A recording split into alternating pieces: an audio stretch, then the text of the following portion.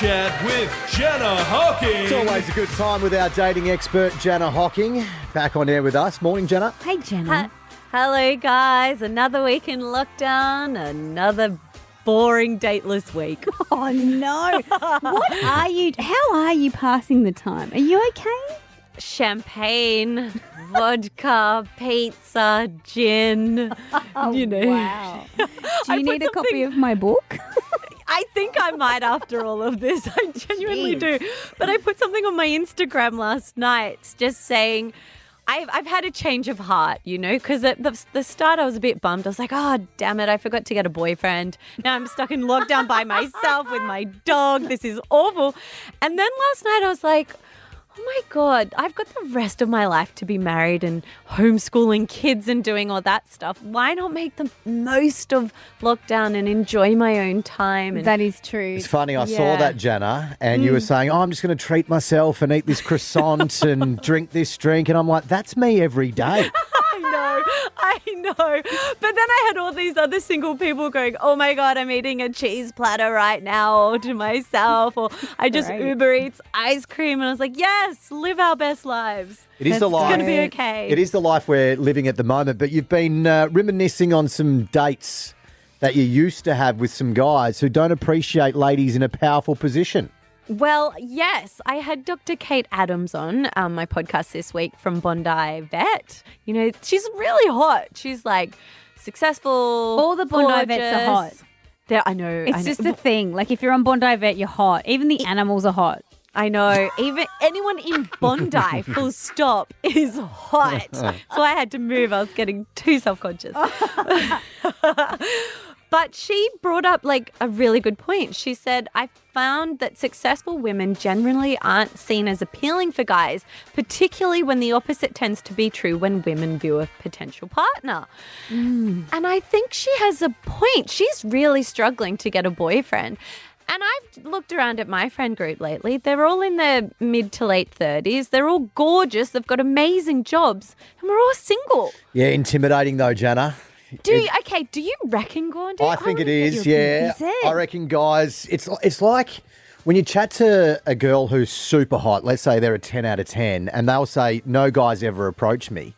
I think a lot of guys are... Too scared. They're too scared. They're like, oh, man, she must have people approaching her all the time, and it's not always the case. It's not the case at all. And scared of rejection? Is that why the guys always don't, scared of rejection? Like scared of no, sorry, I'm not interested. Yeah, 'cause you're a absolutely. four. I don't know about being intimidated by the profession though, which you're kind of narrowing in on here, right? Yeah, that's what Kate really narrowed in on. And I think I've had both experiences. I've had the guys that are really interested because we've got super cool sick jobs, but you also get Super cool sick jobs. Yep. agreed. Yeah. Tick.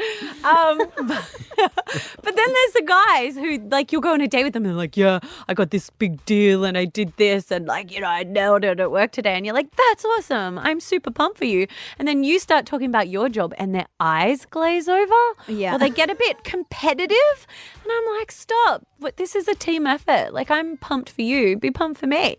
So I think there's two different types of guys out there. And I don't get it. I don't know if we're encroaching on their masculine energy or if it goes back to caveman days where it's like me gatherer, you, I don't know, sweeper of the cave. Hunter gatherer. Hunter and gatherer. It's so interesting. I'm trying to just think to my friendship circle. One of my girlfriends is very successful. She's the COO of a multi-level digital agency. Oh, She's wow. got about 800 staff under her.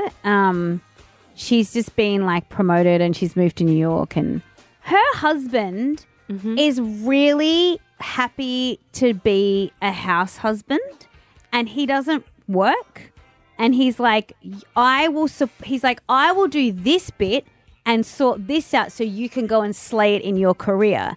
And he's really happy to play that role.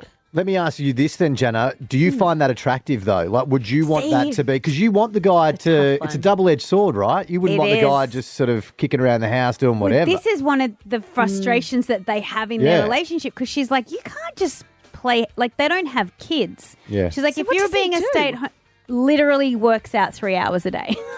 Oh, okay, so he And keeps does the himself housework. pretty. So hang on, he's a stay-at-home dad with no kids. Well, yeah, that's and He's just his a whole thing stay-at-home is bum. like, I'll keep the house in order. I'll make sure Ah. that there's dinner on the table. There's breakfast in your handbag. Off, you go work your I mean, 80-hour-a-week dream. job. That's my dream.